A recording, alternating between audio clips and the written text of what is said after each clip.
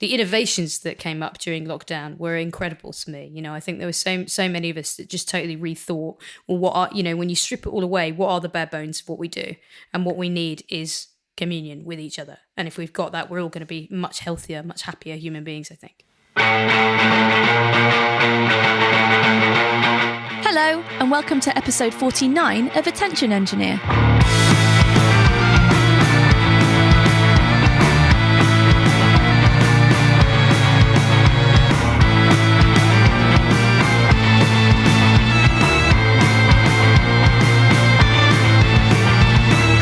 I'm Laura, and this is my podcast. Hi. Attention Engineer is a show where I share deep conversations with fellow artists about creativity, grit, and determination. My aim is to consistently remind you, and remind myself, that creativity really is for everyone. I definitely need that reminder, and having these conversations has been an incredible boost over the past year and a bit. Thank you for being part of this. The rain is hammering down in Bristol today after weeks of balmy weather. I hope you can hear it. I think it makes the launch pad feel extra cosy. I took an adventure week off recently and started open water swimming. Wow. I was immediately hooked and have been going regularly ever since. And it's so interesting when you start doing something new how easy it is now to find others who love that thing too. Thanks, Internet. I've always had great admiration for anyone who follows their interest in life, anyone who loves something, however obscure that thing is, so much that their eyes gleam when they talk about it. I played shows fairly relentlessly between 2010 and 2019, around 600 in total, and a gig didn't really feel like a gig unless I got a chance to meet people afterwards and talk with them. About them. Compliments are lovely, of course, but as Tom Robinson said in episode 6, they close off a conversation pretty quickly. I love your music. Thank you. Or, wow, you're insert famous name here. Yes, I am. The end. This podcast has given me the opportunity to move right past the compliment stage and ask probing questions of some of the artists I admire the most, leading to some really fascinating and personally enriching conversations.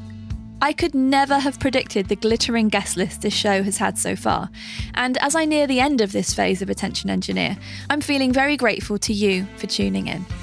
Thank you for encouraging me by turning up to listen.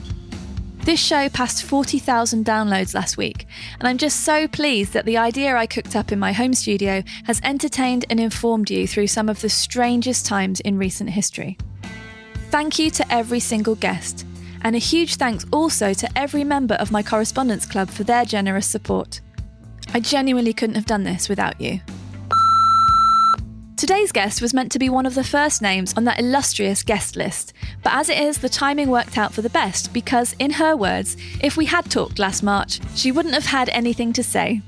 No danger of that in this episode, thankfully. Just a lovely opportunity to catch up with a friend from the road just before her new album comes out next Monday.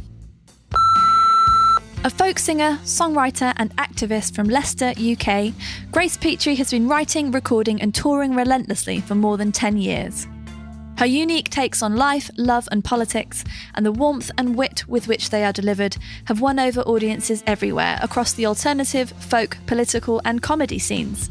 Through all of this, Grace has quietly become one of the most respected songwriters working in the UK today. Grace's new album Connectivity is out on the 4th of October 2021 and is available to buy now. Please join me for my conversation with Grace Petrie. I'm actually quite used to all that stuff. I only just in the last sort of 3 years learned how to ask a sound engineer for what I actually need and mean. Yeah. Do you know what I mean? But I think it was a confidence thing. Yeah. Well, it takes a while, doesn't it? Well, it will be unsurprising to you to hear that I'm quite bad at anything admin-y. I'm just incredibly disorganized about. So for years and years and years, I would just get up and I'd get there and people would already be quite stressed. They'd be like, we don't know what tech you need. And I would always just be like, yeah, it's just that I need basically nothing. I know you'll have it. Do you know what I mean?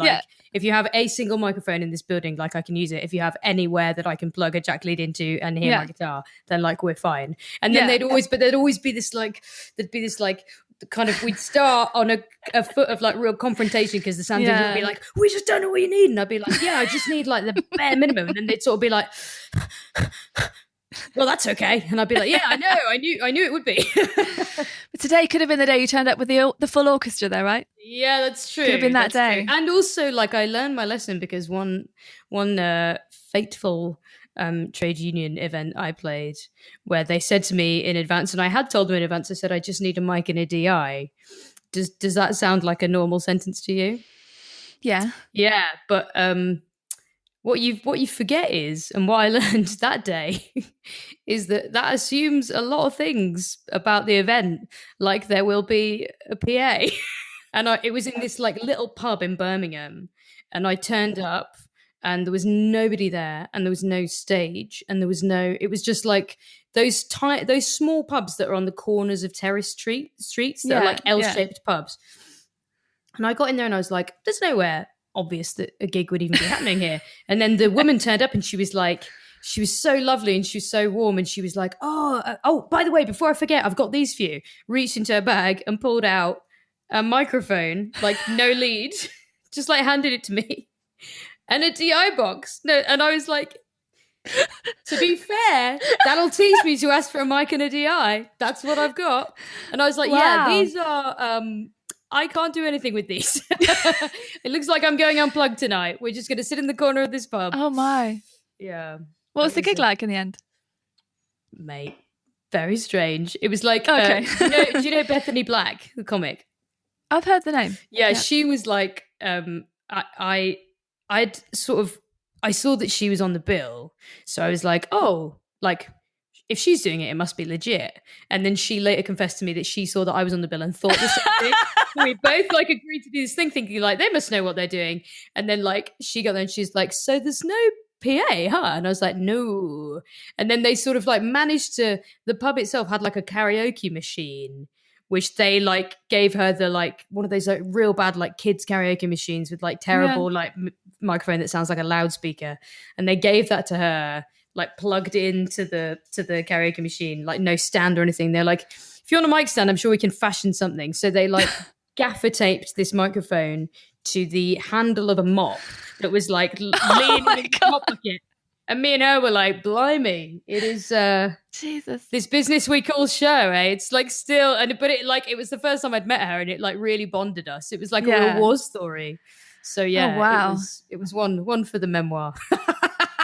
I've had two experiences like that, one of which, luckily, we figured it out beforehand that they weren't going to have a PA. I think they wanted me to bring one, and I was like, I'm not like a weekend disco. Like, I don't have that stuff. I mean, also, I don't really, like, I can set that stuff up. I absolutely can do that, but I'd really rather just focus on the performing bit, because there's quite a lot to that as well. Yeah, that's like a different job, isn't it? That's like totally above and beyond. Yeah, it is. But then when it's like, it's almost like implicitly expected, or when someone doesn't understand what the gear is, it feels to me like I'm just sort of being really rude and going, well, no, I won't do my own sound.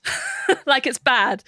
Yeah, awkward. Yeah, I know. Yeah, I know. And I was like, I felt so bad with this woman that I was like, I've made so many assumptions about what you might know about putting something on like this. And they were just trade unionists. They weren't event organisers or promoters or anything. Do you know what I mean? But it's hard to know in an email, isn't it? It's very hard to know. And when they're like, what tech do you need? And now these days I'm like, I would feel incredibly condescending saying, I need a PA. This is what that means. There needs to be some form of amplification, probably an engineer to manage these things. Yes. Yeah. Jesus Christ. Who do you think you are? I'm going to be joined by this guy, I'm afraid, because he is Frank continuing his 2-year streak of not allowing me to do any Zoom calls that he's not the star of. Frank. So, do you know what? After joking about my technical prowess, I haven't been recording this. Sorry. Well, I have, so it's fine. But feel free. Get involved.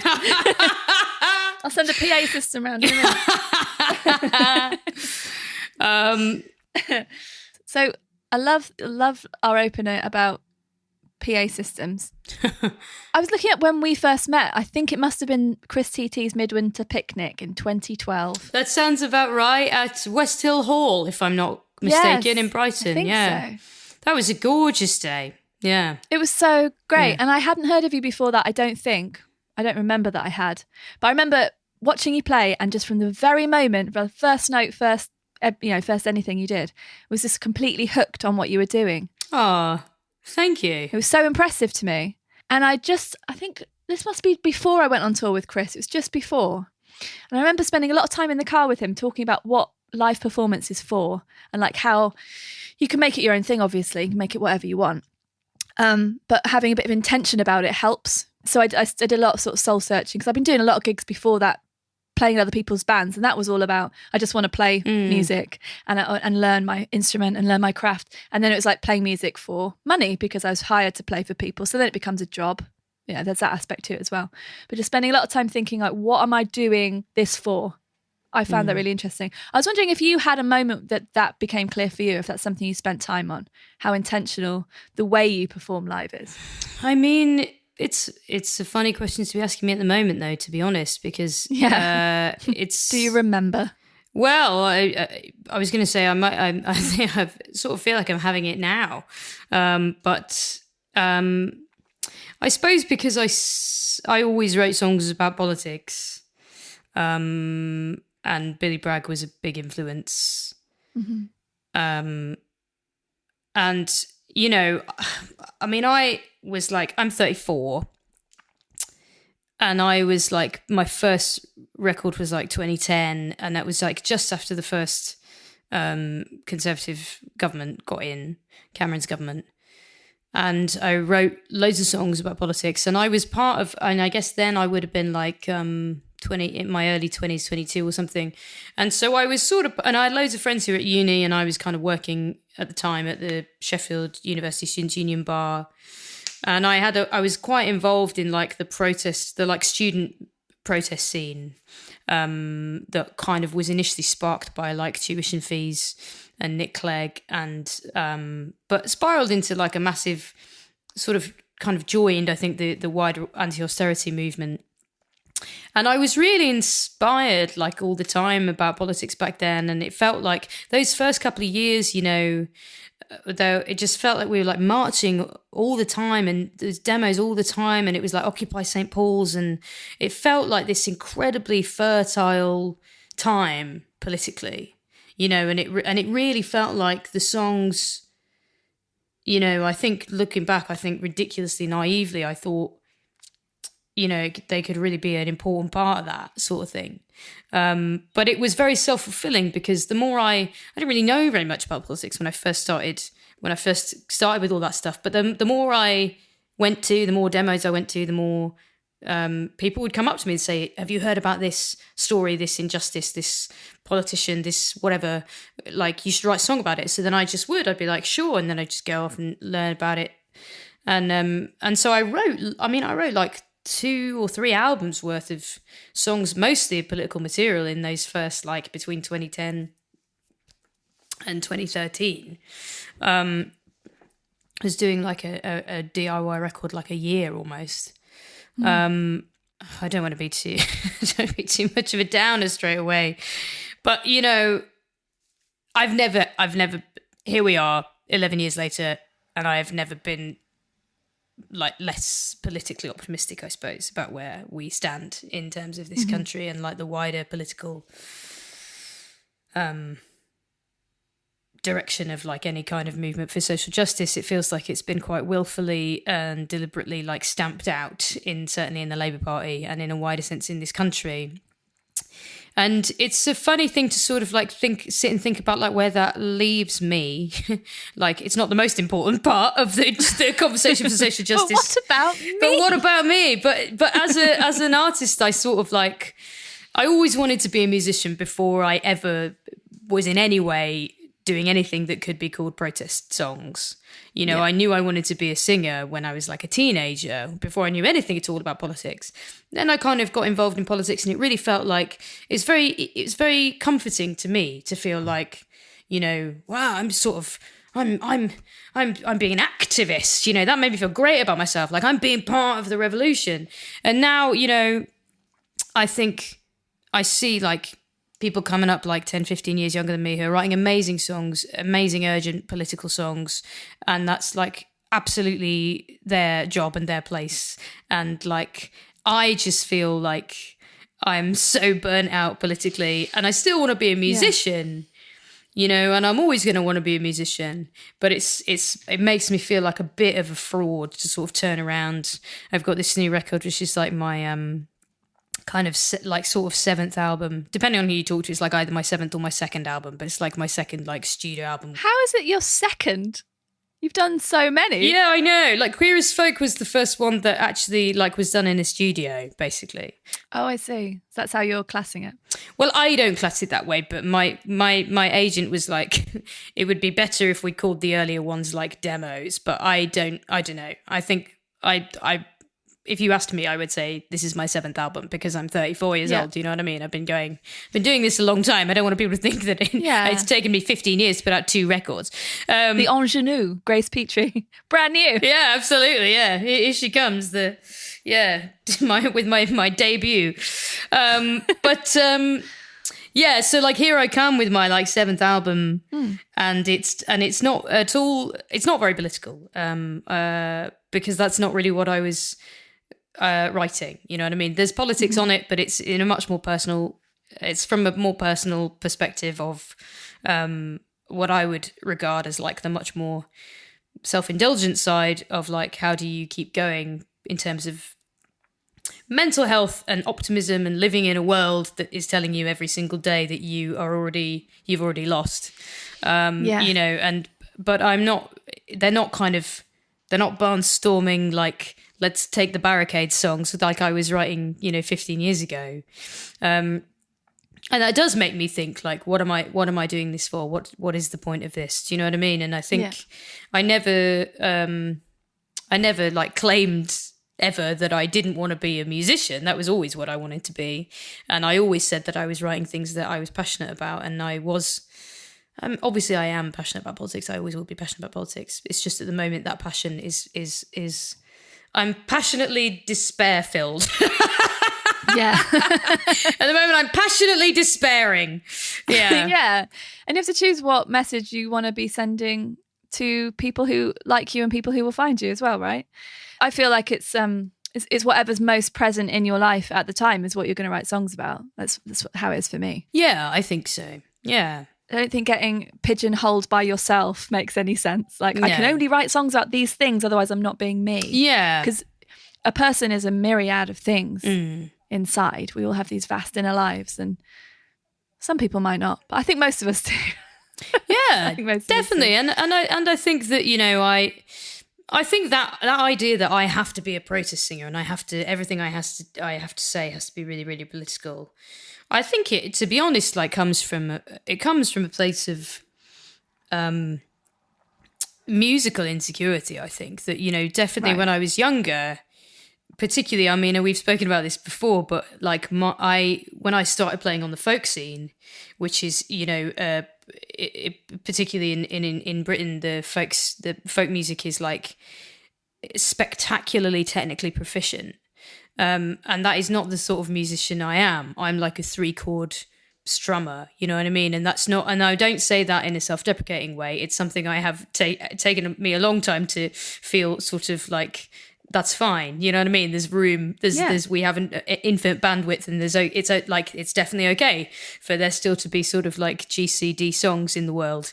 We're never going to run out of them, you know, but I think some of the earlier on when I sort of started playing on the folk scene, a lot of people would sort of say some variation of like, she's not much of a guitarist and she's not much of a singer, but what she's saying is really important, you know? And so that, I think it sort of left me with this hangover that I'm like, well, anything I'm saying has got to be really important, because if it's not, then I'm just not much of a guitarist and I'm not much of a singer. Like, what else is there, you know? And I think, yeah, I don't know, man. Like, I'm 34. I think I should just let myself off the hook for that and just be like, absolutely, like, you got to write what you got to write about. I think the word, I never want to be like disingenuously writing political songs. I never want to be like scouring the headlines and being like, oh, I wonder what's going to go viral. Do you know what I mean? I'll try and fucking write something about that. That's like, I think that's that way lies madness, I think. Yeah, I think that's what successful people do, but I'm not sure I want to be that kind of person either. Yeah, where it's so calculated. Sure. Yeah. But so coming back to live stuff, how do you feel after this enforced break, because how important has live stuff been in terms of building your career over the past, let's say, 11 years? 100%. It's not come through anything else really for me. I think the only thing, and I've been very, very, very, very lucky in that I was like able to support quite a few comedians who tour kind of throughout the year. So, like for the past 10 years, I've been able to like tour. There's many years that I would do like 6 or 7 tours of the UK in a year, and just like keep crisscrossing, and they would always be new audiences because that's the nature of, supporting different people in different scenes. Like, so I was able to play to like loads of rooms of people who'd never seen me, even if I was coming back to a place that, like I think one year, like I played Manchester with Robin Ince like 4 times, I think in one year, but it's still like loads of new people. So I think, I just gigged and gigged and gigged and gigged, and never really stopped that level. And that's, the pandemic was a big shock to the system. Obviously it was for all of us, but I mean, I think in 2019 I did like 140 shows, and then it was like from that to like obviously immediate standstill and nothing and no way of knowing when it was going to end either. Because to me, from the outside, and I just see what online stuff, and whenever we bump into each other we have a chat, but haven't bumped into anyone for a long time, so mostly online.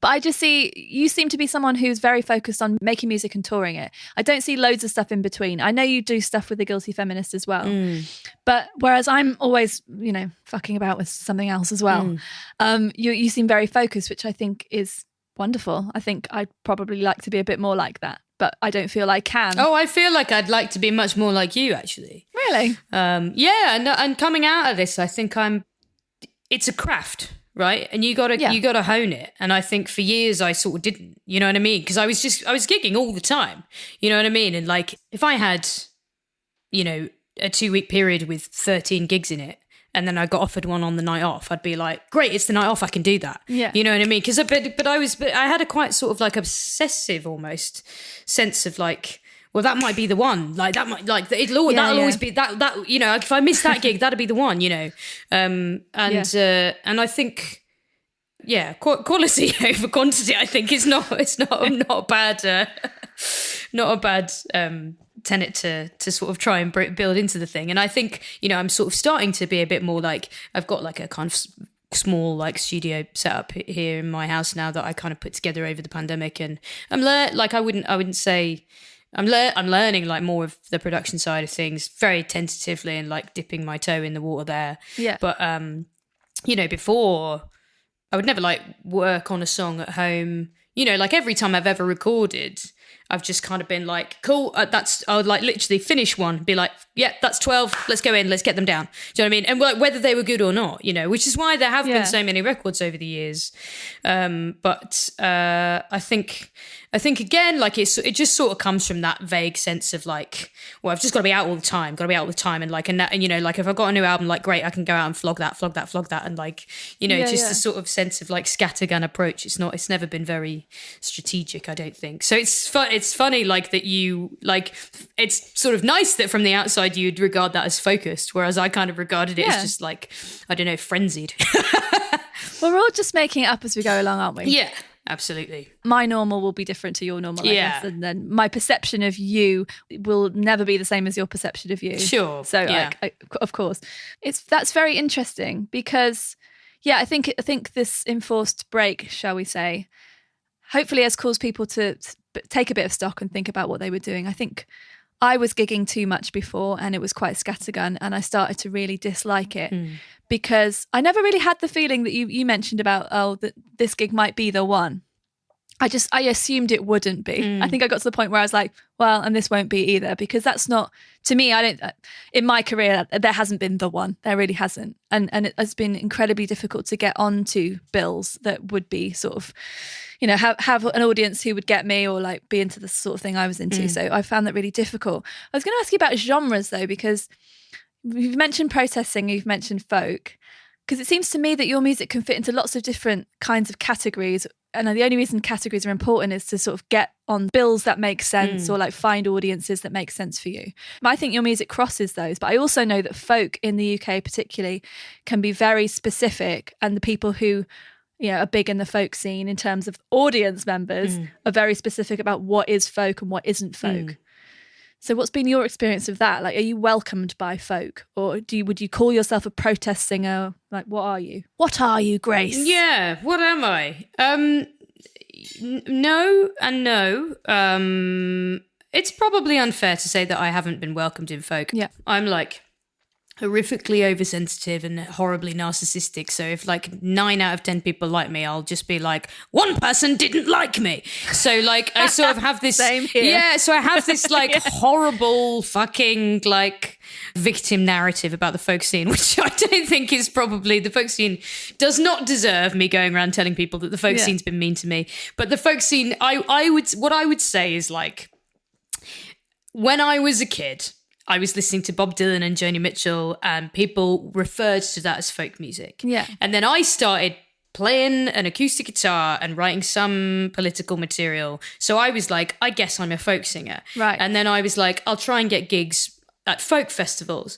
And I didn't really know very much about British folk music, English folk music. I didn't know anything about traditional music. And I was quite ignorant and I was quite arrogant. I did go into it with a bit of a chip on my shoulder, being a bit like, why won't I get booked at any of these folk festivals?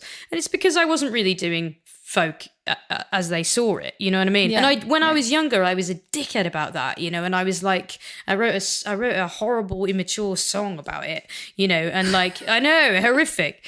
Which one's that? I want to listen. It's called A Revolutionary in the Wrong Time, and it's got this like really mean-spirited line about how like, well, I'll never get booked for a folk festival because I can't grow a beard, which is just like such low-hanging fruit, you know what I mean? And just like pathetic. Did it help you get booked, by the way? What do you think? Those songs tend not to.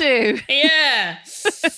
But I think, but I, like now I look back and I just think, but I wouldn't try and get booked at a jazz festival. Do you know what I mean? And I wouldn't, No. and I wouldn't be like, it's so unfair this jazz festival hasn't booked me, like the way I used to feel about folk festivals.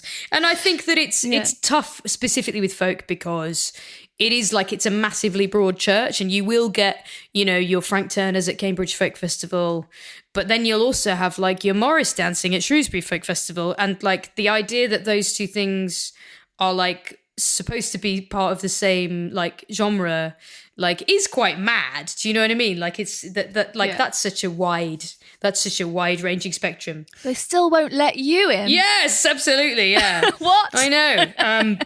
But I think I kind of like through sort of, because I used to be part of a 6-piece collective called Coven, which was me and 5 other people, and those 5 people were much more pure folk artists, an incredible folk artist, and they all like both. It was a trio and a duo and me, and we sort of made this 6-piece band. And it was Lady Maisry and O'Hooley and Tito, and those guys all very rightly so were like already incredibly respected in the folk scene, continue to be. So that was a bit of a foot in the door for me at a lot of those clubs and those festivals that previously kind of hadn't really had much time for me, but they were like, oh, here's a band with O'Hooley and Tito and Lady Maisry, and it's also that girl. I guess we'll like, I guess we have to let her in. Yeah. But then I think by that stage I think I had like written some more stuff that was a bit more folk influenced and like made a bit more sense in a folk context. And I think I sort of have the two different types of things in my catalogue, which is like I do have the kind of like real strummy, shouty, quite sweary, like, we'll fight them on the beaches, protest singing. And then I do have the kind of like softer element of things I think does sort of belong better maybe in those contexts, those folk contexts. Yeah. But it's a tough thing. I find genres a really tough thing. I find it a really tough thing, because I've always had this problem with like, as you know, like people, when they're trying to sell music, Or I guess when they're trying to sell art of any kind, you know, they'll be like, what's it like? Like, give me some other artists that you're like. And like, the point is, we're all trying to be like no one else. We're all trying to do something new. You know what I mean? Like, obviously we're influenced by people, and like, we can say people that it's sort of like, and I sort of developed this style because I was doing so many gigs all the time, you know, because I sort of, when I was in my early 20s, I was like, I guess what I'm supposed to do is try and get a record deal, which is very funny. I mean, because I'm still waiting on it. You know how I feel about that shit. Yeah. And then like, I think that was never going to be an option for me. Like, I was just never going to be a sort of industry, I was never going to be what the industry are looking for. And so the other way I found was just like to just gig, take any gig that's offered. And I was offered just quite a strange, beautiful variety of gigs. So I got offered folk gigs, but I got offered punk gigs. And then I did get offered some comedy gigs as well. And because I'm always trying to please the people that I'm playing to, I would kind of adapt to whatever room I was in. So I would never call it comedy, but I started writing some stuff that was like a little bit more lighthearted, a bit more comedic.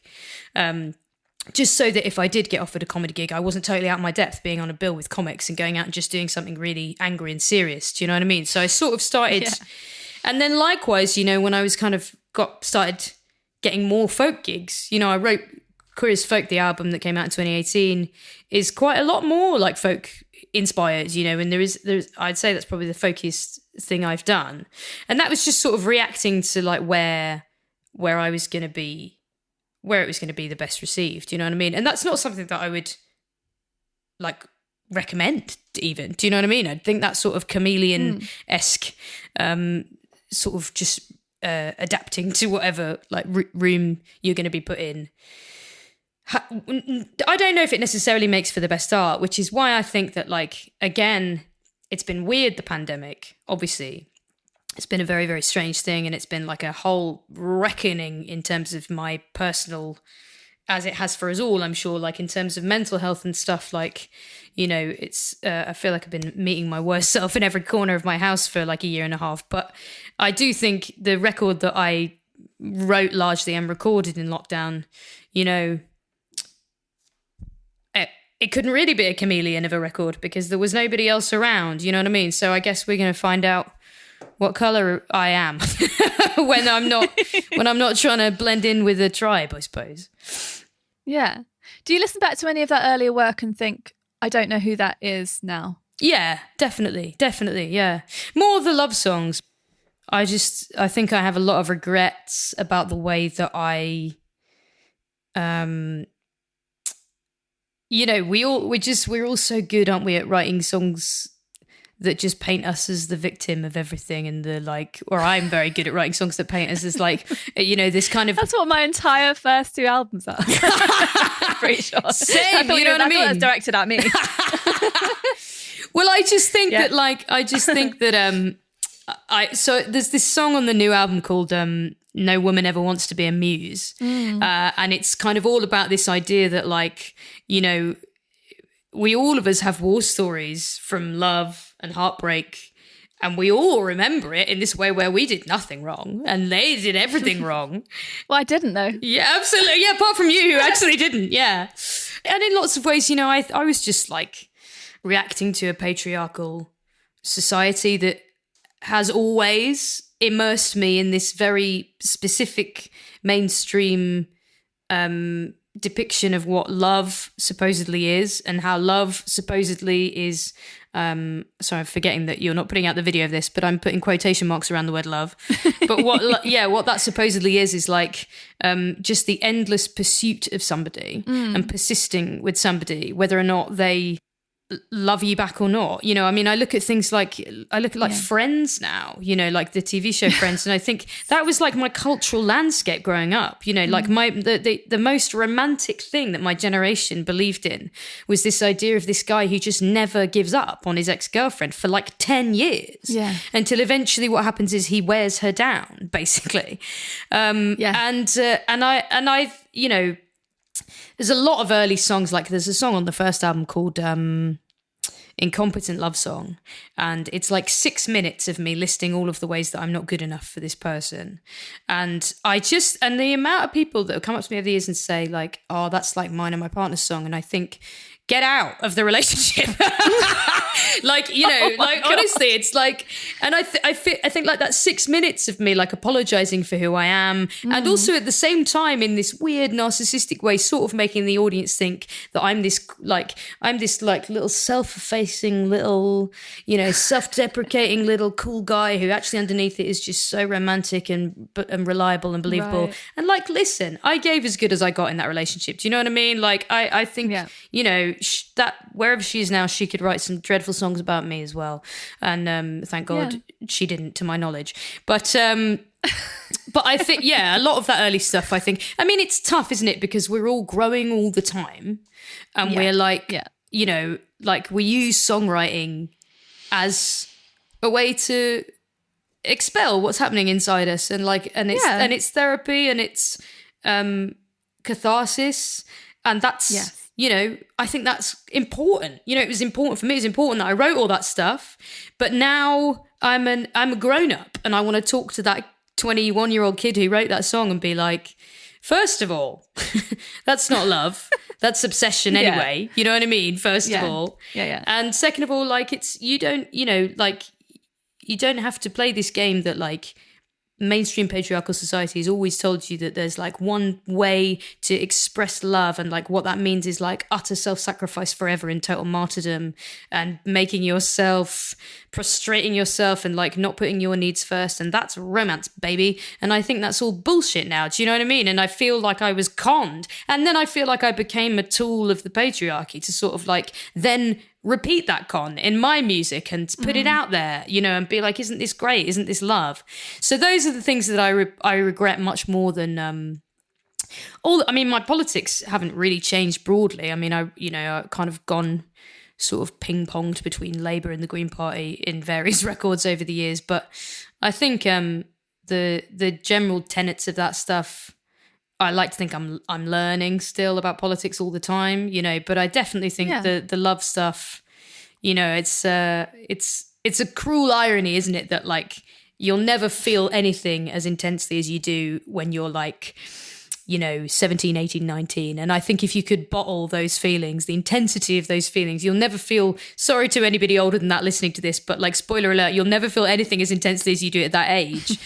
But like, good, you know, I'm too fucking tired. Yes. I'm too tired to live like that all the time, you know? Yeah, absolutely. Well, yeah, the love stuff is interesting, isn't it? Because I asked that question because I look back at my stuff. I haven't got to the point where I want to delete anything from the catalogue of life. You know, it's not like I'm so embarrassed by myself 10 years ago that I want to remove those songs from existence or anything. But I do find it kind of interesting to go, oh yeah, I was sort of writing about, it kind of centered around this person's been so terrible to me. But then when I look at it now, I just think, no, they just knew that we weren't right together and they called it at the right time. Yeah. And really the thing I think I learned eventually, I hopefully have now learned, I'm now married, so like this would be awful. If I haven't learned and I'm just hanging on to this thing, that this dead relationship, he's going to listen and be like, I thought we were okay. But I think I've learned to call it earlier now. Yeah. When a relationship isn't working out. You know, there were ones, it's not the other person's fault at all, really. Like if you have an inkling that it's not the right thing and you feel like you're just trying to make it work for 4.5 years after the 6 months sort of honeymoon period is over, they just weren't right for you. Yeah, totally. And there's this wonderful article I share with friends who are thinking about leaving their partners, right? Which is called Fuck Yes or No. It's by Mark Manson, who's this wonderful writer. And it's essentially that. If it's not a fuck yes, it's a no. Yeah. And that can apply to anything. Yeah. If you're not fully into something, it's a no. Yeah. Obviously, if there's a job, you might need to keep doing the job because you need the money. It's not quite so simple. Please don't go and quit everything and dump everyone and blame me, please. But that I really love that idea. And instead of agonizing for literally years over, should I be with this person or not?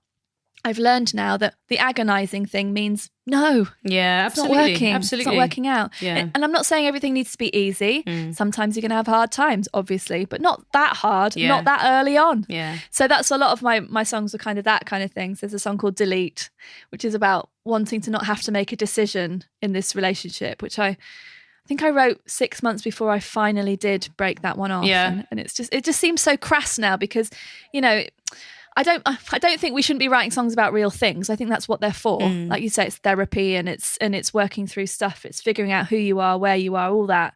And to be honest, again, like if that person wants to make some shitty art about me, or not shitty art, they want to make some art being shitty about me, that's absolutely fine. That's their right. Yeah.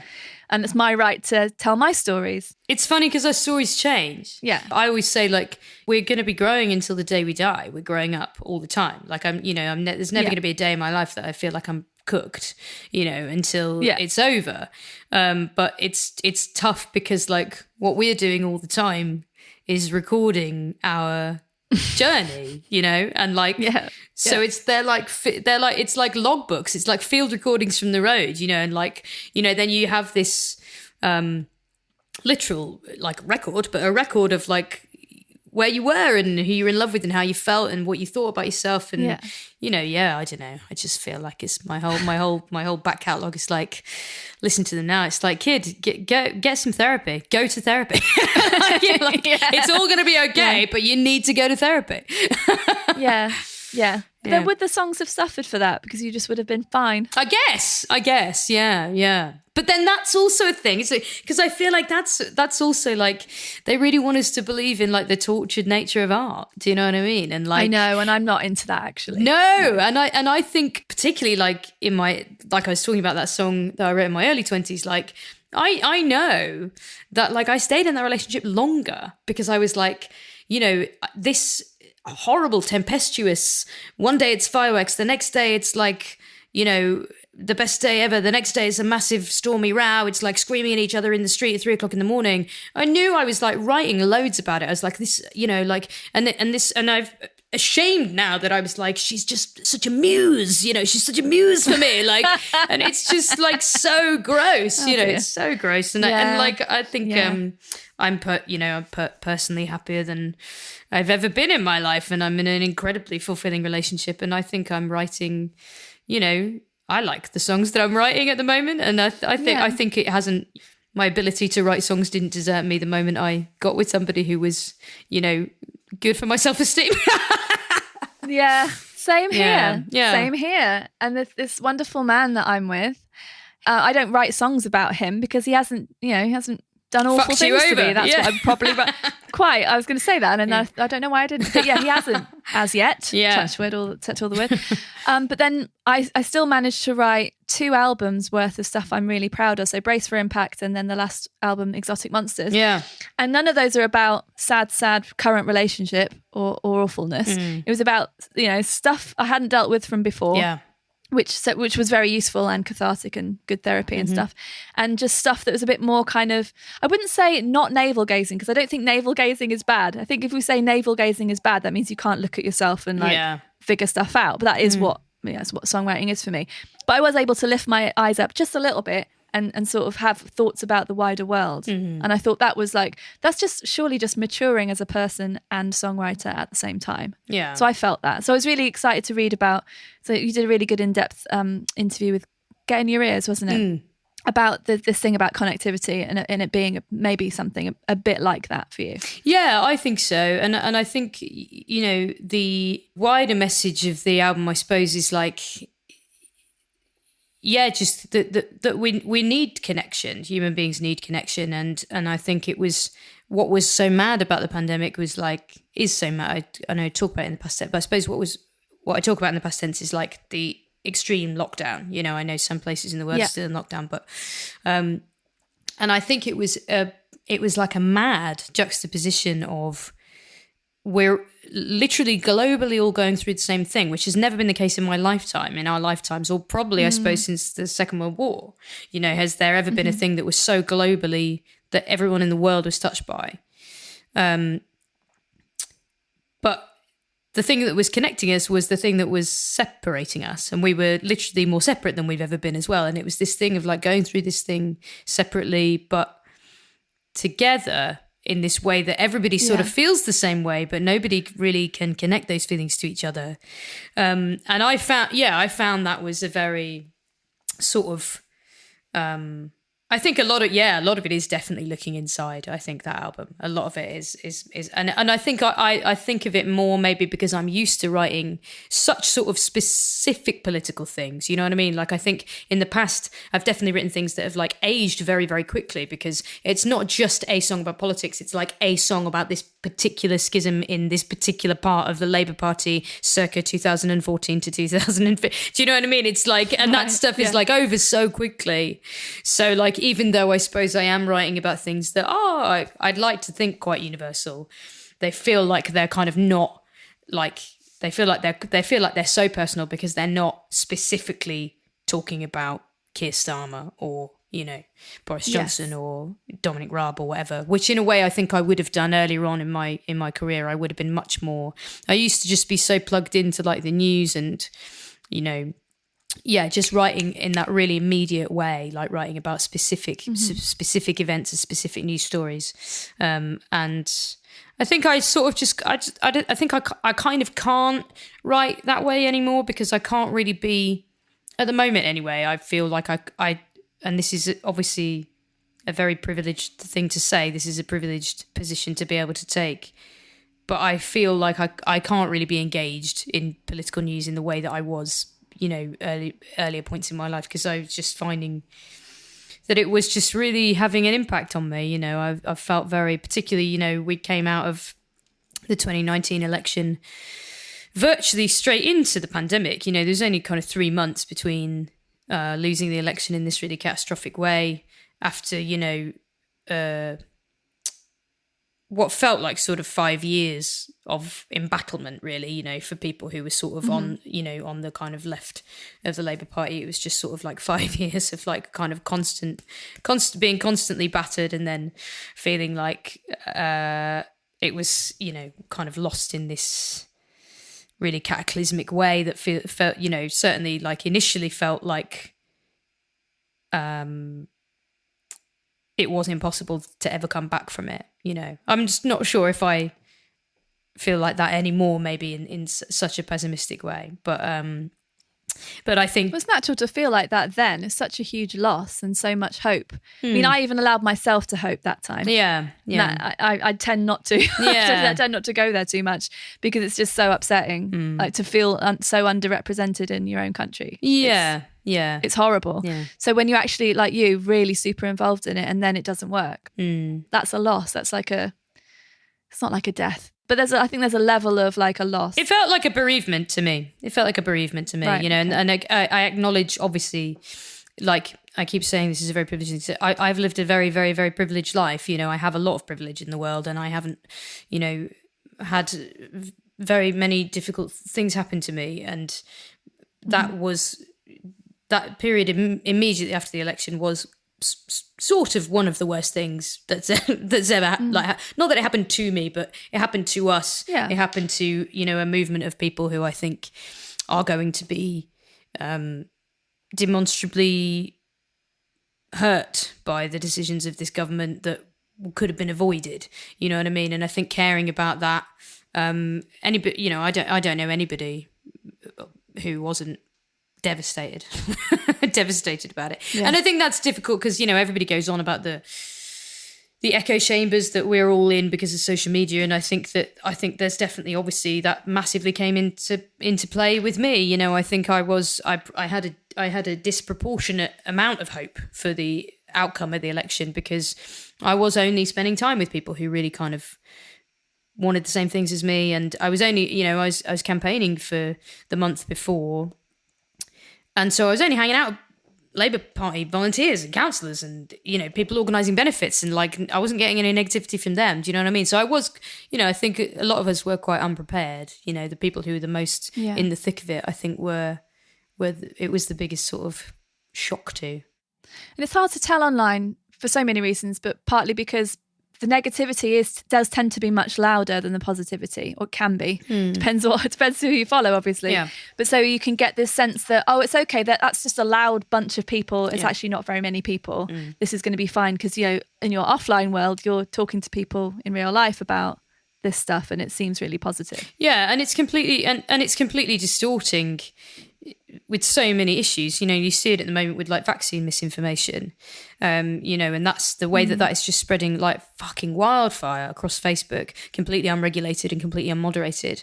And it's so mad that like the internet, I owe basically my entire career to the internet. I would not have been able to be a musician if I'd have been born 30 years before I was. But it is crazy to me that we live in the time of the most unprecedented access to information that there's ever been. You know, like at any point, you know, the majority of the world can access kind of, you know, information at a whim. And we seem to know less than ever, you know what I mean? You would think that the logical conclusion of that would be that like, well, yeah, we'll know the truth of things, won't we? Like once the facts are out there and everyone can access them at any one time, like then the truth will be out there. And that just doesn't seem to be at all the case. You know, it feels like you can just choose your own truth on the internet, and people are. And as a result, we're just becoming so polarized on so many different things.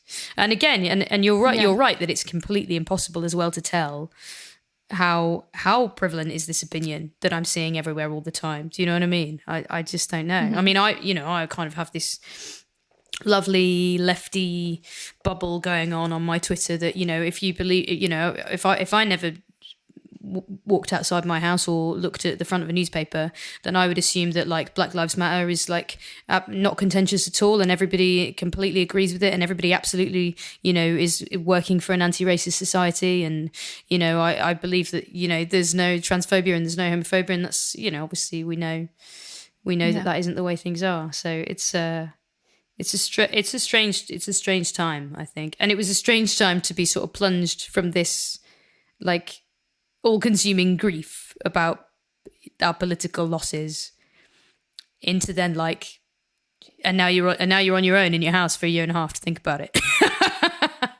And you had to cut short an Australian tour. Yeah, that must have sucked. Yeah.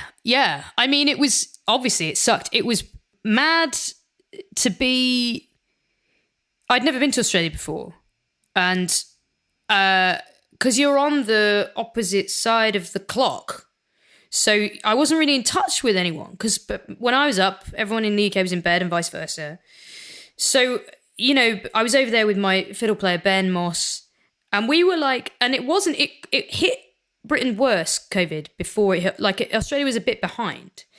So we were sort of seeing it was like a horror film. We were sort of seeing it develop in people's consciousness on social media of our friends and stuff. You know, we'd wake up in the morning and, you know, scroll through like, you know, people's sort of tweets from the day before as it was. But it felt like a very like foreign concept, because no one in Australia was kind of that bothered about it. And I remember I remember us having this weird sense of like, God, it really feels like people in Britain are really losing their marbles about COVID, you know. And then obviously, before, I think within 24 hours of us having that conversation, it sort of hit in a big way in Australia. And then our festival's cancelled, and then, you know, we were due to fly home on the Tuesday. The festival's cancelled on the Friday. And so we were planning then to just hang out in Sydney, you know, and just get our flight home. And then over the course of that Friday, it all started to look quite a lot more serious. And I think by about 3:00, we kind of looked at each other and said, do you think we should actually just move the flights? Do you think we should just get home, actually? And so we moved them up to the Saturday. And I think if we hadn't, and within it was that day that we flew out that Australia had started grounding flights. So I think if we'd have waited, we wouldn't have got home, you know, because we flew back on like the 13th of March or something. So it was pretty, it was like, right. It was within days, within three days of lockdown, I think. So it was mad.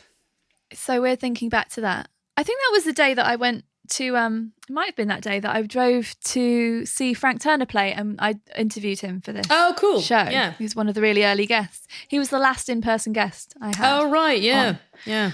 And I don't pay that much attention to the news because I find it really, really detrimental to my mental health. So I don't think 24-hour news is good for anyone. Neither do I. Fully agree. It's just dreadful. So I'd only picked up a few bits about it, and people were talking about washing their hands. And I remember feeling like, don't you already wash your hands, you gross person? My hands are always clean. But obviously I didn't know what they were really talking about. And then we were driving to the gig, and the motorway on a Saturday afternoon was really empty. And that's when we knew, this is an actual thing. Yeah. Saw the gig. It was in Aylesbury, that's where it was. Huh. Drove back the next day and saw like empty supermarket shelves. And then we were like, okay, this is a real thing. Yeah. And again, what a privileged position to be in, to sort of like wake from this sort of little hermitude sleep going, okay, something bad's happening. But it's one of those things, isn't it? That just, those sorts of things don't tend to come to the UK. How lucky are we, SARS, etc. Like, they don't tend to come here. And I think with what you're saying about 24-hour news, like, I think,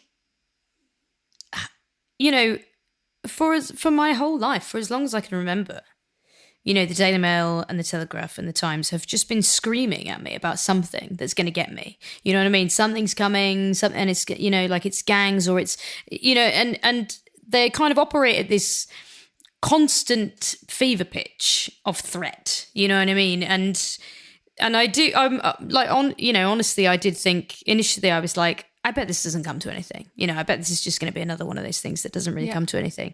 And, that's that aged like a fine milk, that attitude. Yeah. Yeah. Weird times, basically. Yeah, very. But it's good you were able to make music during it, because I think I get the impression that a lot of people put things on hold. Like, they put releases on hold, they stop doing things, just waiting for it to be over. And I do remember those early days when there was the thing of, if you're in a vulnerable category or you're over a certain age, you need to stay home for 12 weeks. And that seemed like, oh my God, that's so long to stay home. Yes. Yeah. And now it's like, when there was that never-ending lockdown towards the end of last year where we were all losing our marbles. Like, 12 weeks would have been a dream. Absolutely. But just to be able to keep creating. And I know this is a difficult subject for some people, because some people have felt very uninspired. That's fine. My existence is not a judgment on the way you choose to do things. I was able to create music during that time. You were able to create music during that time. That's just what happened. Yeah. Okay. Yeah. So I'm really glad, because I love it when more Grace Petrie music comes into the world. So I'm really pleased to hear that. Oh, thank you. Well, yeah, I mean, I totally sympathise with people who struggled. And I think at first I found myself like very, very, like I said, I've always just been gigging as hard as I can since I was sort of 20. And at first I found the expanse of time very intimidating. And, and just the idea that people would be saying, well, like, you must be writing loads. You must be and people going, I'm going to have time to write a book. I'm going to have time to, and I did. And I, for the first month we did, Ben, so poor old Ben, my fiddle player, he came home with me and he was staying in my house for a few days. And then of course, because he was sort of between places, he was house hunting at the time. And then they just made it illegal for him to leave. So he was stuck here for 6 months, completely unplanned. And the first, I think within the first couple of days of lockdown, I said, let's just do a cover. Let's post a cover song. And so we came up with this idea to do like an alphabet of cover songs. And we started with, A and like went through to Z. Like the song name started with letters of the alphabet. And initially that was like the only thing I could do, for the first, and that obviously took a month. And for the first month, that's all I was doing really, was just arranging these covers. And there were days that I was like, this is the only thing I'm getting out of bed for. You know what I mean? It's the only thing I'm getting dressed to do. But it was nice because it was like, there's precious few silver linings, of course, about the last 18 months. And I'm aware that I just massively slagged it off. But I think if we hadn't have had the internet, I think it would have been, can you imagine how horrendous that would have been? You know, I mean, I think the fact that we were able to connect in all manner of ways, you know, and I think there was, you know, like obviously like now, you know, I've seen a lot of people say like, oh yeah, like it sure beats a live stream, like, you know, when they're in front of an audience. And I think, you know, fair enough, but like, I would have died without live streams. I would have died without Facebook Live. I would have died without social media. You know, like I needed to know there was somebody out there, you know, like, and it didn't matter how many people it was. Yeah. And I think, you know, we were doing these silly, and they were mostly like silly pop songs. We were doing these pop covers and we would just post them on Instagram every day. And as it went on, you know, it got a bit of momentum. And there were times that, you know, I got like a couple of really, really nice messages from, I remember like a nurse sent me a message saying like, I just got in at 4:00 in the morning from like the most horrifically traumatic shift. And like, I just did watch this video of like Sound of the Underground, and it feels like the first time I've smiled in days and days. And like, you know, to be able to like, as at a time that I felt so completely and utterly useless, and I felt like I've chosen this incredibly non-essential bourgeois career, you know, that like can't possibly be any help to anybody. It was, you know, at least to feel like, well, if there's one person in this incredibly troubled world that I can make smile today, then like that has to be worth something, you know. And like how would we have got through it without, you know, the ability to commune in that way. You know, I remember one of the times that we did one of the live stream gigs we did on Facebook Live, and I remember one of my favorite moments of the night was like at the start, and you see people like log in on the comments, and one of the first comments was this guy like he just logged in and said, evening everyone, want anything from the bar, and like just as a joke, but it was really like, and it was like, and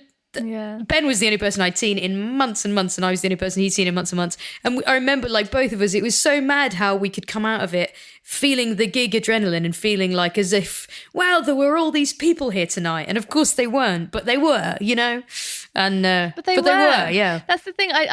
They were. Those things are completely legitimate. I've been doing online shows since 2013 because I knew that there's so many people who might like my music or already did would never be able to come and see me play because, you know, so many reasons, geography, children, money, whatever.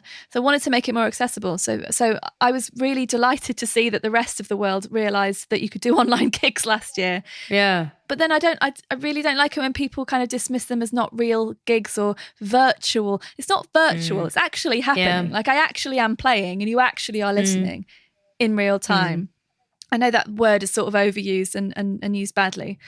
But there's something very beautiful about that. And I think that that time certainly shows the relationship between a performer and a artist and audience in that collaboration, that giving and taking, but both giving and both taking. Because I got so much from being connected to people, and they tell me they got so much from being connected to me in the various ways. And I have a big problem with, you know, the internet and social media taking up too much of my time and focus and making me feel shit a lot. But last year made me think, well, but it's so wonderful though. It can be so wonderful and it's so powerful. Yeah. So it's just not a simple thing to dismiss. It's not. You can't just go, we shouldn't be on Facebook. Yeah. Because like there's value to it for everybody too.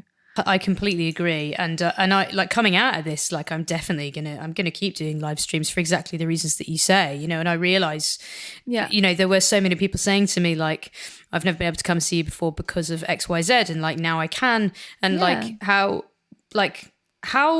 shit that it took a pandemic for me to like consider those people. Do you know what I mean? And consider that was something that I could offer using the internet. And but you were always out, to be fair. Sure, but I totally agree, and I think that, you know,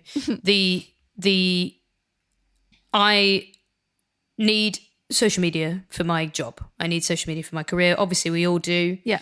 I also, you know, I'm old enough to recognise that like I need to feel connected to people. I need that interaction. I enjoy the engagement from people online, and I get self-esteem from it. And I think that it gets people to come to my shows and it gets people to listen to my music. And it is often very harmful to my mental health. Both things can be and frequently are true. And, you know, I think it's like, I know it's quite sort of in vogue at the minute for like people to be sort of, when we're talking about musicians' mental health and stuff, it's quite in vogue for people to be like, yeah, you know, get offline, and don't. It's like, it's not that simple. Do you know what I mean? Like there's only ever been, you know, like for independent artists like us, like there's only ever been online, and like, and also there's a part of me that sort of feels like, you know, if you can't handle me at my worst, you don't deserve me at my best. You know what I mean? I sort of think like it's the real thing. You know what I mean? And I think it's, there were definitely times in the pandemic that I was like just on Twitter all day and like, probably in a way that wasn't useful to me. But at the same time, I felt like my community was out there and they were holding me and they were holding space for me and they were making me feel like they were going to catch me, you know what I mean? When there wasn't anybody in the real flesh and blood world who could. And I'm grateful to them, and I'm grateful for the feeling that I could offer the same thing to anybody else in the world. You know, I think it's a complicated beast, the internet. It is, yeah. Because it's incredibly disingenuous to just post positive things. Yeah, I'm sure the printing press caused this much of a stir when, you know, when they first came up with that. I'm sure they were like, this is going to ruin the world, you know what I mean? And like, I think it's just a tool, like all things. It can be used for good, it can be used for bad. And we've all obviously we've experienced both. Yeah, I think it's incredibly disingenuous to only post positive things. But I also find it hard sometimes to be, like, I'm not completely honest on Twitter. Like when I get really fucked off about something, I don't really tend to go there because I don't want to just use it because it's the easiest one to post something quick on. That's not like a big palaver. Like if I do a Facebook post on my Penfriend page, it feels like I am making an announcement. Whereas on Twitter, it just feels like this thing has really annoyed me. Yeah. It's just easier to sort of chat on there. But I don't want to always turn to it for negativity, which it because of the medium, it sort of inspires that, clearly, if you look at what people post on there. But then, I think showing, just being honest is really important. I got a bit narky with someone on Facebook on the weekend, and it's sort of got playing around in my head a bit because I think people's intentions, especially if they're visiting your page on the internet, are generally good. It's not like a drive-by random person just negging you for no reason. But I think also, only very recently I've been establishing some boundaries of like, no, it's not acceptable to send me an email that contains that. Yeah. And I will block you. I will remove you from my mailing list. I'll block you on all the platforms because I just don't need to see that.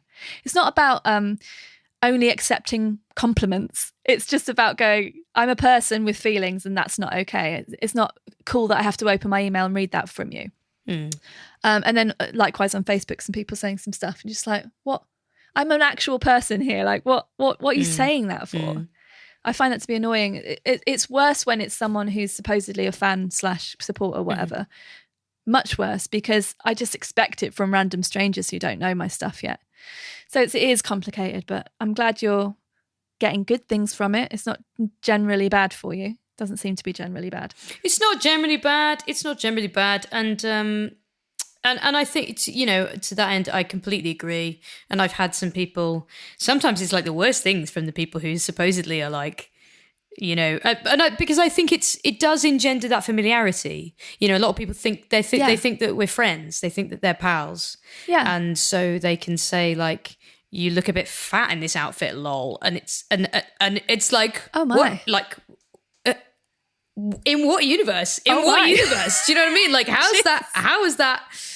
has this happened that this person that I don't even know who's sitting in Stoke-on-Trent or something is like, it's like written this to me on the internet and like sort of, you know, kind of low-key ruined my day. But I think that, you know, also, and I found this like kind of observing Frank's like, because there's a lot of people. Dog or Turner? Oh, Turner. But there's a I know, yeah. You'd be amazed how often I have to make that clarification in my life. And like some of the stuff that he gets, you know, it's like it's ridiculous. There are people who make a fucking sport out of it, out of hating him and not hating him. I mean, because I don't think they actually do hate him. I think that's the point. I think they don't think about, and it's exactly what you say that I think, you know, any one of us who performs under a name, you know, if it's your own name, if it's Penfriend, if it's Frank Turner, if it's Grace Petrie, it's like,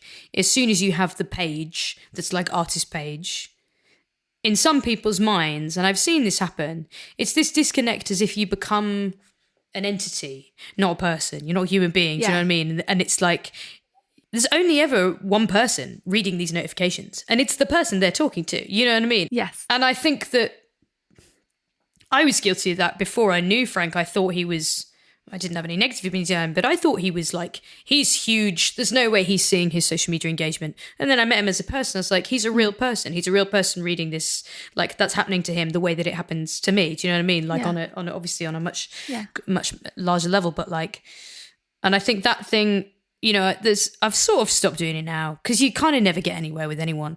But I did go through a phase of saying to people when they would like troll me or whatever, I did go through a phase of just saying, do you know there's a person here? Do you know that there's no manager reading this? There's no one shielding me from this. Do you know that this is the same thing as like ringing my doorbell and saying that to my face? Do you know that's essentially what you're doing? Yeah. And would you ring my doorbell and say that to my face? Do you need to say this today? Do you know, like this is particularly like random people commenting on like sponsored Facebook ads of my tour or whatever. Oh, they're the worst. They're the worst, you know, and it's just always like, and I'm sorry, but it is always men.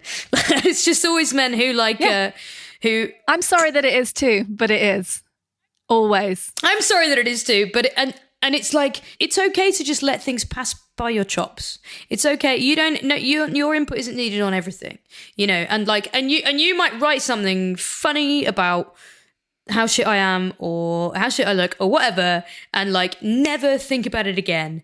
But I've got that now. Like that's happened. That's come right to my phone. It's going around and around. A bell has rung on my phone that's gone, look at your phone. Someone said something to you, and I've opened it, and that's what it's been. And it's so mad to me that it's like how. And I honestly don't think Joe Idiot on Facebook who's done that, I don't think they complete the thought to that conclusion. I don't think there's any part of it. They're like all the rest of us. They're just stupid animals looking for dopamine. That's the only reason any of us are on social media, of course. And they've said that to get a few likes, to get a few whatever. And I think that's where, you know, there's just a lot of people who are using those things without any sense of empathy in the truest sense of the word. Any sense of like, this is a fellow human being who's going to read this about themselves. Yeah. But it's so in the minority, you know, like it's so in the minority. And, you know, people are overwhelmingly use the internet to be gorgeous, you know, like they go out of their way to say things that mean very much to me, you know. But like I said, I am the sort of person, we're all the sort of person, this is not something specific to me, but we're all the sort of person who remembers the one person out of 10 that didn't like us. Do you know what I mean? Oh, yeah. I'm sure you're the same, that like off the top of my head, I could recall to you, you know, the 10 meanest things anyone has ever said about my music. Oh, they're all going around my head right now. Yeah. Yeah, for sure.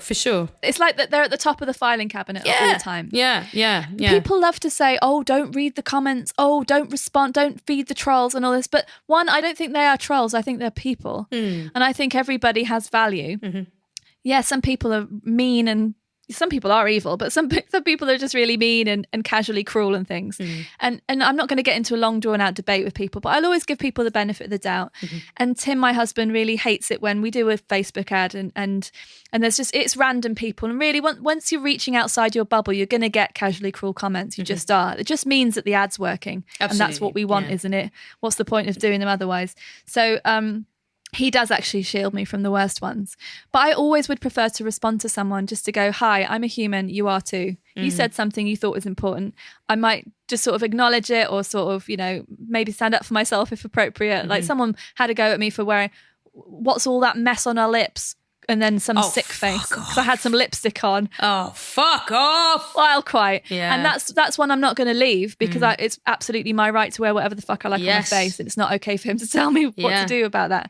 So I did respond to that one. Someone just did a drive-by tattooed slut. Which was a good one. Wow.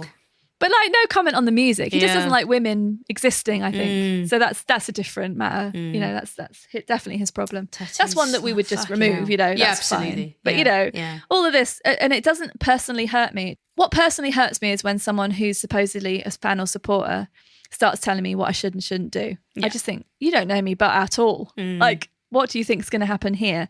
And that's when I will stand up for myself, because I'm a 40-year-old woman. I'll do what I like. And surely that's why you follow me in the first place. I would hope that some of that independent spirit would be why. Yes, of course. I find that to be irritating.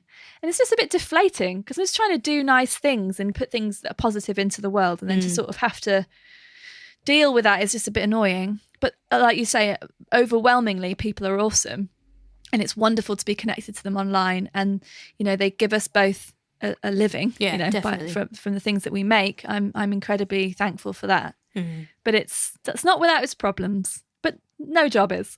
It's not without its problems, and I think both of us, like, I think I obviously have that gratitude to the grassroots engagement, and like, as you say, where would we be without it? But I do think, I wouldn't change it for the world. I love being DIY. I'm sure that at this point I will always be DIY. And actually, if I had a choice at this point, I would always be DIY. But I think you're more open to it. Because you're more accessible. We have to be more accessible. Do you know what I mean? Like, I'm sure there are label bands and artists who are sort of like, aren't dealing with their own kind of social media engagement and aren't like facing that sort of thing. But I think you take the rough with the smooth. We have a genuine engagement with our audiences, which we need to have. I know that I need to have for my own self as well, not just in terms of like I wouldn't have a job without it, but like I like to feel, and I think I know you like to feel like I'm connected to these people. We're having a communion here. We're sharing something. Like, this is a conversation between, like I might be the one on the stage, but like this is a conversation that we're having. And that's important to me, and that always will be important to me. And it's just a shame that it means you let the bad in with the good, I suppose. But yeah. I suppose there's always going to be some fuckwit talking at the bar, isn't there? There always will be. There always will be. Yeah. Yeah. How's that been? I know we're talking for a long time. I will wrap this up soon, but oh no, I love it. But have people been chatting at gigs as much as they did before the pandemic, in your experience? Well, I've only done like 5 or so, which have all been quite completely disparate and mad and weird. Like, one was outdoors and it was in Nottingham, and it was like socially distanced outdoors, and like, honestly, no offense to the people who came, and obviously no offense to Nottingham Arboretum, but I found that quite hard, just quite a bad time, just because everyone was so spread out, and it was very hard to sort of like get anybody, any kind of atmosphere going, I suppose. But I think, the ones that I have done that have been indoors, like, it's a difficult thing, because I know that, and I completely, of course, respect that not everybody feels comfortable to attend gigs yet. And some might not return to that, you know what I mean? Like, it's not as though we have an endpoint in sight for all of this. But I think that the ones who have come back are the people who really, really, really need live music, the ones who really missed it from their lives. Yeah. And they are so joyous to be there, and I've just found them like so engaged and like, so I think less talking in terms of like the randos who've kind of come in and like, they were dragged along by mates, or like they were drinking there anyway, and then a gig started and somebody forgot to kick them out or whatever. Like, that, it just kind of isn't happening, like, it's the people who are like the most dedicated folks are there. But people are still wanting to come up and talk and have a chat, and it's difficult at the end of the show because like I'm such a like huggy bear, and I'm such a like, let's jump in and have a photo and let's have a hug and like let's tell each other our coming out stories and let's do all of that. Yeah. So it's going to be a tough one. I'm heading out on tour next week, and like having conversations with my agents, like, you do know you're not going to be able to do all that, and I'm a bit like, you do know I'm not going to be able to not really do that. It's not like that's kind of how I work. It's a difficult thing. We're sort of I guess people have got to do what they're comfortable with, Yeah, and it's also about tours being able to continue to completion, isn't it? So I know, especially in America, the people have been really super strict on like everyone on the crew, big tours I'm talking about, like everyone has to have double vaccines and all this stuff, like they just have to, because there's just so much at stake in terms of money, venues, all of that, insurance, whatever.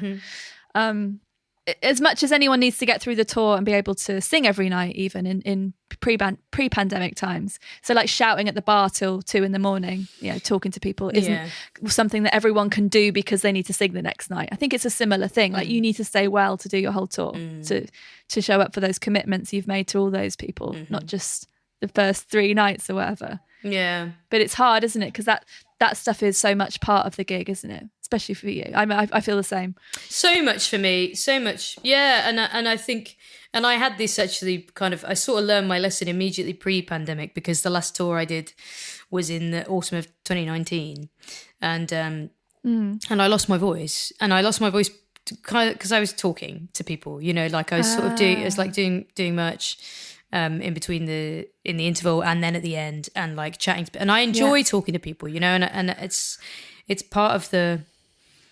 And also, like, I was touring on my own then. And I mean, Ben's actually coming with me to play with me on this tour, which will be really nice. But most of my 20s, I've been touring on my own. And it's like, I'm on my own like 20 hours of the day. Like, and then, it's nice to have some company. Like, I'm going to talk to people. Do you know what I mean? But I did, and I lost my voice through chatting, not singing.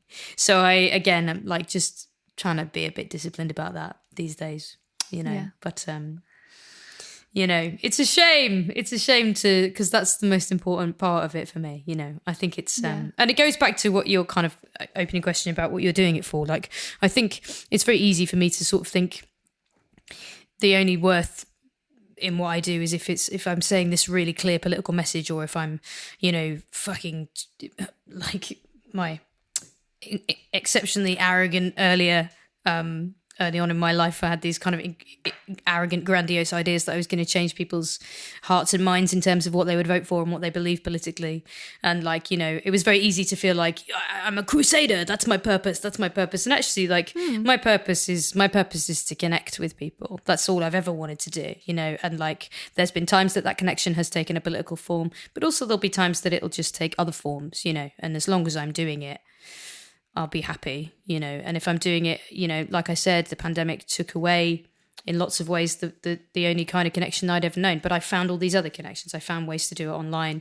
I think the things the innovations that came up during lockdown were incredible to me. I think there were so many of us that just totally rethought, well, what are, when you strip it all away, what are the bare bones of what we do? And what we need is communion with each other. And if we've got that, we're all going to be much healthier, much happier human beings, I think. Well, that's a lovely way to end our chat. I suppose so. How beautiful. I didn't mean for it to sound so sort of conclusive, but don't ruin it now by rambling on. Yeah. Could you please recommend 3 songs that people should listen to that are by you?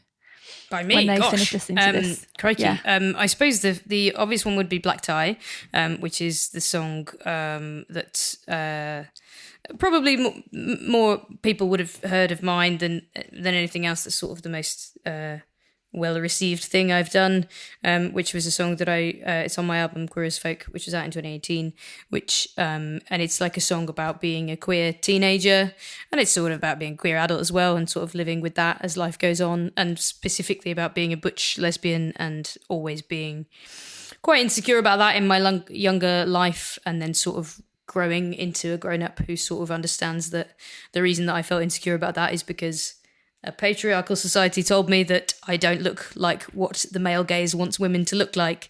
And since I feel like since I found that life hack, I have been much happier in myself. So I wrote a song about it, and it's kind of a letter to my teenage self, and that's called Black Tie.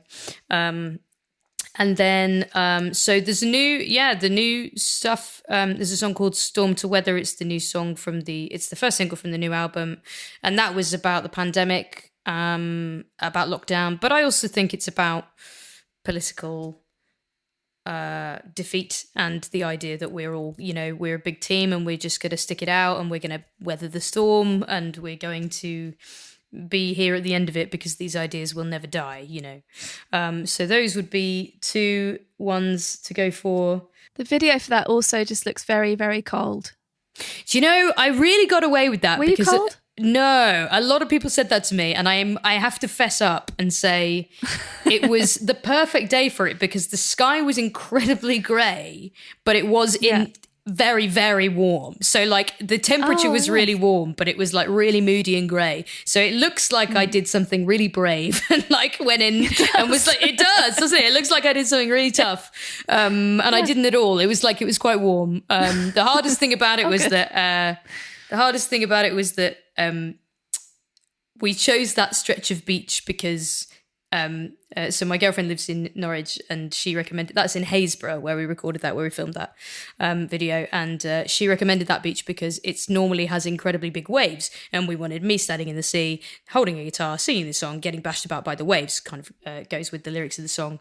And for some reason on this day, it was like the only day I suppose of the year or whatever that there was like basically no waves. We got there, it was like warm and still and lovely. So in order to make it look like I'm being bashed by the waves, I had to sort of like sing. It looks like I'm standing up in the sea, and I'm actually on my knees. I'm like kneeling in the very, very shallow end of so I'm sort of being lapped by these very, very gentle waves that kind of only come up to like, if I was standing up, they come up to about my shins. Right. It looks really good. Thank you. I mean, talking about the pros and cons of the internet, I think like we all live, I think, with the fear of like cancellation every day, and like, what am I going to be cancelled for? You know what I mean? Like, and I think the closest I think I've ever come to cancellation is like the number of people who were like, "What did you do to that guitar?" Because I took a guitar into the sea, and there were so many people who were like, and there's so honestly, I would say the ratio of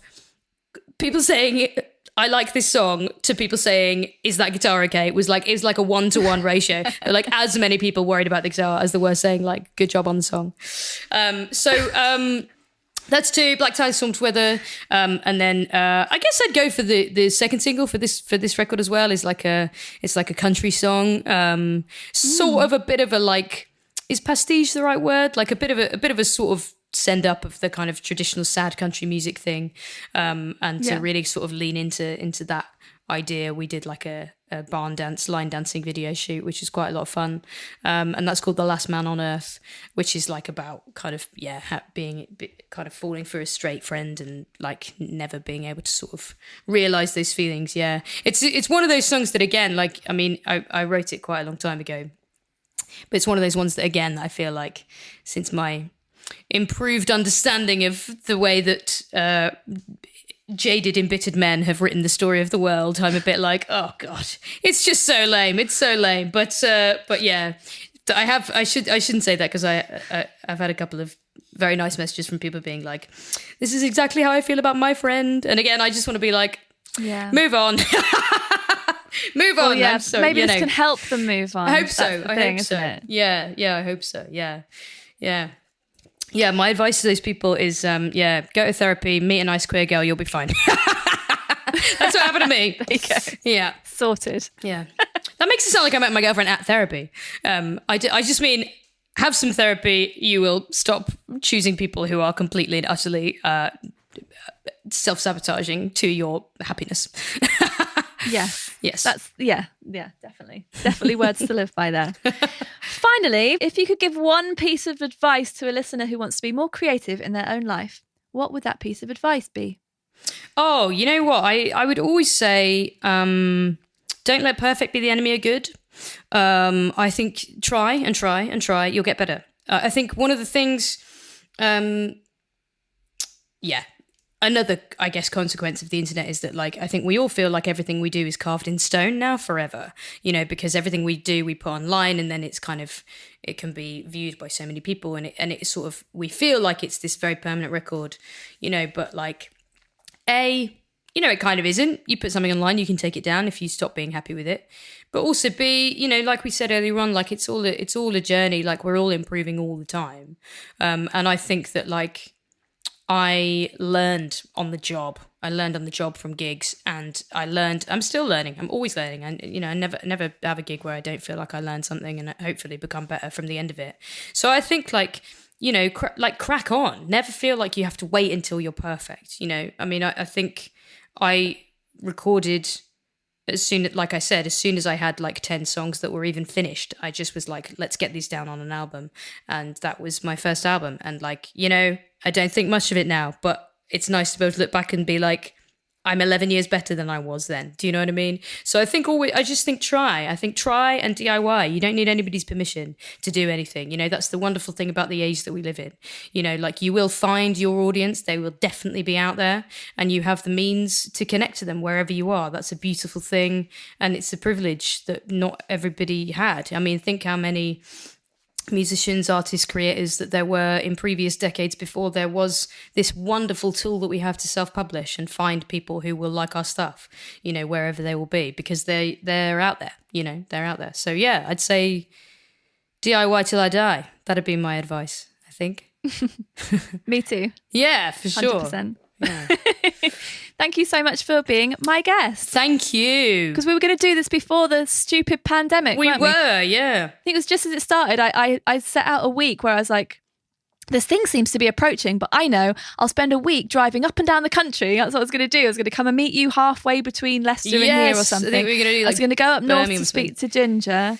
Yeah, I was going to go and see Miles. So I had all this plan, and then everyone was like, maybe not. Yeah. Let's maybe not do that. And then we just did it all remote. But I'm so glad we managed to do this. Thank you so much. Well, I'm so glad as well. Yeah. No, lovely to talk to you. And I mean, if we had done it before the pandemic, I guess I wouldn't have had anything to say. So I feel like everything I said was like, I've really learned in the past 18 months, But yeah, I mean, like I said, it's all a learning curve. Life's a learning journey. Well, exactly. And if you hadn't put that record out 10 years ago, and if I hadn't put my record out in 2010, then we wouldn't have made the things we've made now. That's true. If we'd just sat around waiting to be perfect, like Absolutely. you say, it just wouldn't be the same. So yeah, we did it all brilliantly, is what I'm saying. We aced it. We did. And I'd rather, how much worse would it be to turn around and be like, fuck, I was loads better in 2010 than I am now. Yes. That's the alternative at the end of the day. God. You're either improving or you're declining. May we continue to improve. Let's hope so, yeah. Like a fine wine.